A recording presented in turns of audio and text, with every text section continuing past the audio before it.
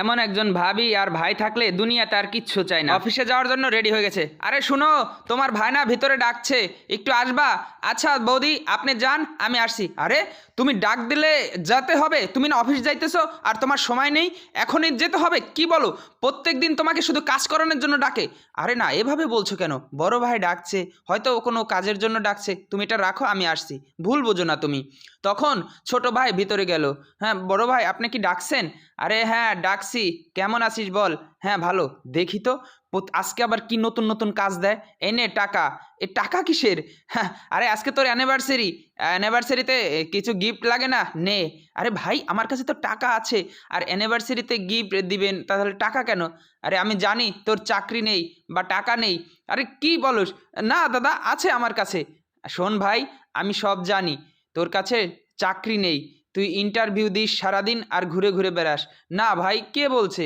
ভাবি বলছে। হ্যাঁ দেবরজি, আমি সব জানি যে তোমার কাছে চাকরি নেই। তুমি বাড়ি থেকে কথা শোনার জন্য ভয়ে ভয়ে শুধু দিনভর ইন্টারভিউ দাও আর বাইরে বাইরে থাকো, বাসায় বলো চাকরি আছে।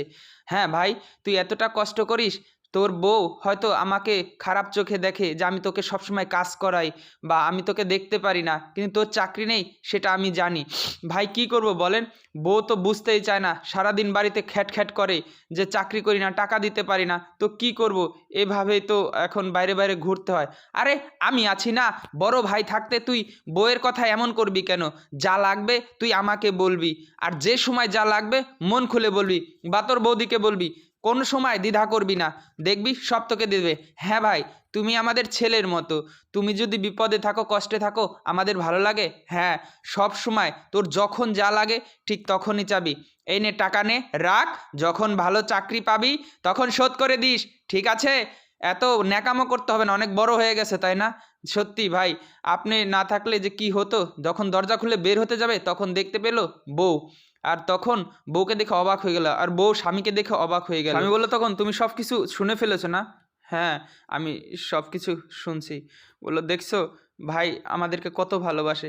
আমার যে অ্যানিভার্সারি আমিই ভুলে গেছি, কিন্তু আমার বড় ভাই ভুলে নাই। আমার বড় ভাই তোমাকে দেখো অ্যানিভার্সারি উপলক্ষে গিফট দিছে। আর আমার চাকরি নেই সেটা তুমি জানো না, কিন্তু বড় ভাই জানে। ভুল বোঝো না। অনেক স্ত্রী আছে স্বামীর কাছে এত পরিমাণ টাকার প্রেশার দিয়ে থাকে, তারা যে কতটা কষ্টে আছে তার স্ত্রীর কাছে মন খুলে বলতে পারে না। ভিডিওটা ভালো লাগলে শেয়ার করে দিবেন।